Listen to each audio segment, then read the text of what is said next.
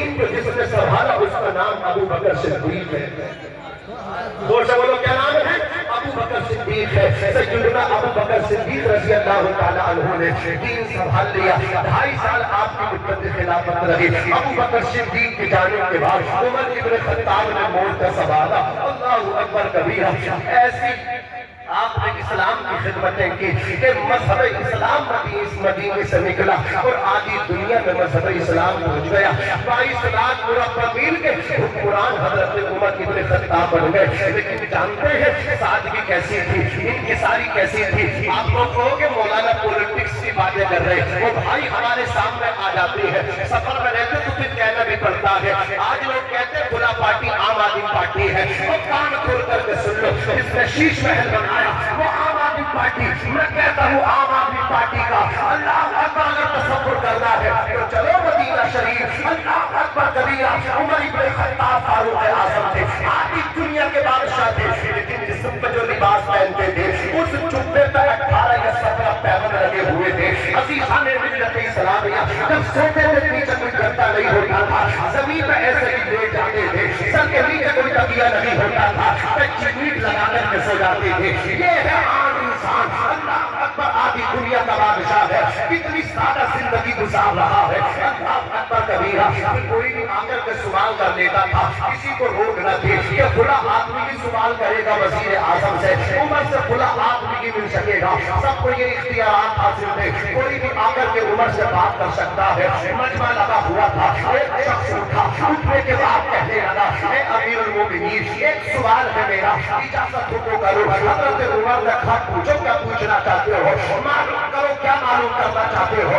اللہ اکبر. اس عام انسان نے کہا تھا اے امیر المومنین میں نے تمہارے جسم پہ اللہ اکبر کو جبہ دیکھا تھا جس پہ پیمند لگے ہوتے تھے, آج تمہارے جسم پہ نیا جبہ دیکھ رہا ہوں. یہ نیا کرتا جبہ کہاں سے آیا ہے, یہ کپڑا کہاں سے آیا ہے. اللہ اکبر. اتنا سننا تھا, رونے لگے, آنکھوں سے آنسو ٹپکے. آدھی دنیا کے حکمران ہے, بابا دیکھو کیسے کیسے حکومت بابا والے نام سے پھرنا چاہتے تھے. عزیزان ملت اسلامیہ, لیکن سب کو حق حاصل تھا. کوئی بھی آ کر کے اگر مسلمانوں کا امیر غلط چلے گا تو اللہ اکبر, ہر انسان کو یہ ادھیکار ہوگا, یہ اختیار ہوگا, اس کی کمائی پکڑے گا اور اس سے کہے گا یہ غلط ہے, تمہیں نہیں کرنا چاہتی ہے. عزیزان ملت اسلامیہ, اتنا سننا تھا. عمر ابن خطاب رونے لگے. ارشاد فرماتے ہو بھائی میرا سوال ہے کہ میرے جسم پہ جو جبہ تھا اس میں 18 پیبند ہوتے تھے, آج جو میرا جبہ پہنا ہے اس میں کوئی پیبند نہیں ہے,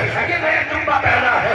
سنیے کہاں سے آیا ہے. اللہ اکبر. تحفہ آیا تھا, 2 مہمان آئے تھے, ایک مہمان میرے بیٹے عبداللہ کے لیے, ایک مہمان میرے لیے. اللہ اکبر. میرا بیٹا عبداللہ میرے پاس آ کر کے بولا ابا جان مجھے شرم آتی ہے, آپ پوری آدھی دنیا کے بادشاہ ہے, لیکن جسم پہ جو جبہ کپڑا رہتا ہے اس میں 18 پیبند ہے. میں یہ چاہتا ہوں میرے حصے کا پیبند بھی آپ قبول کر لیں, قبول فرما لیں. اپنا پیبند اور میرا پیبند دونوں کو ملا کر کے ایک جبہ تیار کروا لیں. آپ کہتے ہیں وہ پوچھنے والے, وہ معلوم کرنے والے, میں نے اپنے بیٹے کا پیبند اور اپنا پیبند ملا کر کے ایک جبہ تیار کروایا ہے. وہ جبہ میرے جسم پہ تجھے نظر آ رہا ہے. یہ ہے مسلمانوں کے امیر.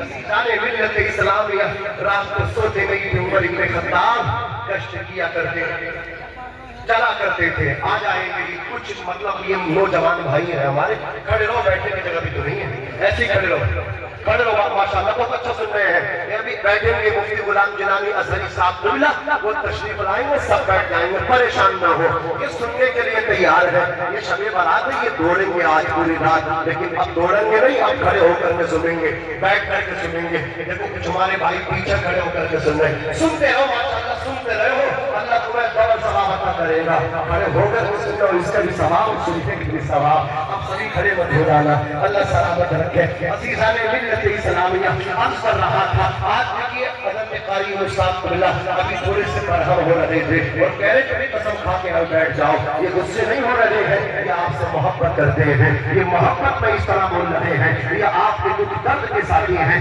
یہ آپ کے اللہ اکبر کبیرہ دینی خدمات آپ کی کرنا چاہتے ہیں۔ اس بس میں مقصد ہے اصلاح مفاسد، نشتر جو لگاتا ہے وہ دشمن نہیں ہوتا، ورنہ لوگ کہتے ہیں باہر میں گائے کہ نہیں مانتے تو نہ مانے، ہمیں اپنا کام کرنا، میں تقریر کرانی تقریر ہو جائیں گے، سنیں نہ سنیں ان کا کام ہے، لیکن یہ چاہتے ہیں کہ اتنا بڑا پنڈال یہ روشنی کے اجتماع و انتظام و انشراح ہوا ہے تو کچھ ہمارے لوگوں کو ملنا چاہیے، کچھ عوام کو حاصل ہونا چاہیے۔ اب ذرا سنیں، دیکھو یہ ہے ہمارے قائدین، اللہ اکبر بچے یتیم ہے، گھر کے اندر عورت ہے وہ بیوہ ہے، اللہ اکبر بچے بھوکے اور پیاسے ہیں اور بچے ماں سے کھانا طلب کر رہے ہیں، ماں اپنے بچوں کو کھانا دینے کے لیے عاجز ہو چکی ہے، اس نے برتن کے اندر پانی رکھا اور اس پانی کے اندر پتھر ڈال دیے اور آگ جلا کر کے اس پتیلی کو چولہے پر لگا دیا، چولہے پر چلا دیا۔ اب بچے کہتے ہیں امی کھانا، ماں کہتی بیٹے ابھی صبر کرو، ابھی کھانا تیار نہیں ہوا ہے۔ اللہ اکبر بچے کتنے پریشان ہیں، کتنے بھوکے ہیں، چہرے زرد پڑ گئے، پیلے پڑ گئے، آج بچوں کو بھوک میں نیند بھی نہیں آ رہی ہے۔ اتنا سنا غلام نے آ کر کے کہا، رونے لگے حضرت عمر، گھر کو واپس آئے، کھانے پینے خورد و نوش کی اشیاء کو اکٹھا کیا، ایک ڈھیر لگ گیا، علماء کہتے گولی بن گئی، آپ نے اس گولی کو اپنے کاندھے پر رکھا تو خادم حضرت اسلم نے کہا حضور میرے مالک ہوں، میں آپ کا نوکر ہوں، آپ نہ اٹھائیں میرے ہوتے ہوئے میں اٹھا کر کے چلتا ہوں۔ آپ فرماتے اسلم کہ قیامت کے دن عمر کا بوجھ اٹھا لو گے؟ اتنا سننا تو حضرت اسلم نے کہا اے امیر المومنین، وہاں تو ہر انسان کو اپنا اپنا بوجھ اٹھانا ہے، وہاں کوئی کسی کا یار نہ ہوگا، مددگار نہ ہوگا۔ کہا تو جب تم وہاں نہ اٹھا سکتے تو یہاں کیسے اٹھا سکتے ہو؟ قیامت کے دن بھی عمر کو اپنا بوجھ اٹھانا ہے، دنیا میں بھی اپنا بوجھ اٹھانے لے دو۔ چلتے رہے آدھی دنیا کے بادشاہ، اس عورت کے گھر پہنچے، پتھر نکالے، اللہ اکبر کھانے پینے کی جو اشیاء لے گئے تھے اس پتھر کے اندر ڈالا، پکایا بن کر کے تیار ہو گیا، چھوٹے چھوٹے لقمے بنا کر کے حضرت عمر نے اس بیوہ عورت کے بچوں کو کھلائے، یتیم بچے کھا کر کے اللہ اکبر کبیرہ خوش ہو گئے، شکم سے آسودہ ہو گئے۔ حضرت گرامی اس عورت نے کہا تھا یا اللہ عمر کو اس کرسی سے ہٹا دے اور عمر کی جگہ اسے اس کرسی پر بٹھا دے۔ وہ عورت حضرت عمر کے نام سے واقف تھی لیکن چہرے سے نہ برت تھی، وہ جانتی نہ تھی، اسے معلوم نہ تھا یہی عمر ہے جن سے میں کہہ رہی ہوں۔ عورت کہنے لگی یا اللہ عمر کو ہٹا دے، عمر کی جگہ اس آدمی کو اللہ اکبر ساری دنیا کا بادشاہ بنا دے۔ حضرت عمر نے کہا تھا اے بہن اس کا مطلب تو عمر سے ناراض ہے؟ وہ کہنے لگی ہاں میں عمر سے ناراض ہوں، بہت سخت ناراض ہوں۔ اللہ اکبر حضرت عمر نے کہا تھا اے میری ہمشیرہ میری بہن چل عمر کو معاف کر دے،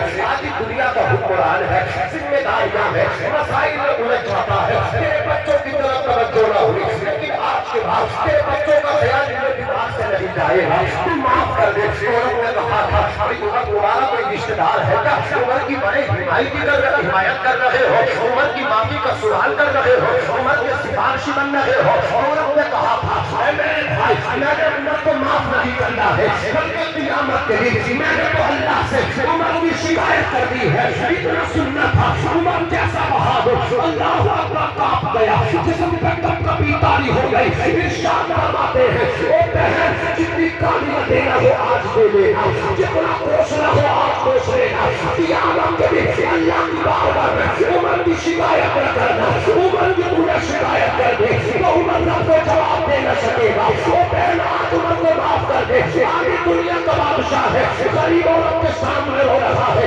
آج ذرا دیکھتے چلو اپنے قائدین کو کتنے غریبوں کے حق کھا جاتے ہیں، کبھی رات کی تنہائیوں میں احساس بھی نہیں ہوتا۔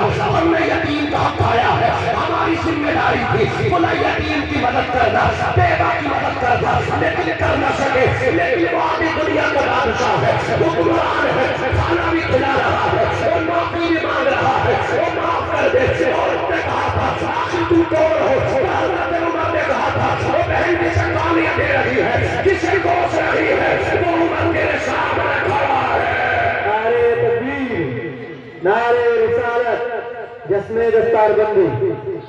یہ ہے مسلمانوں تمہارے قائدین، ہمیں فخر ہے، ہمیں فخر ہے مذہب اسلام تیری ذات پر۔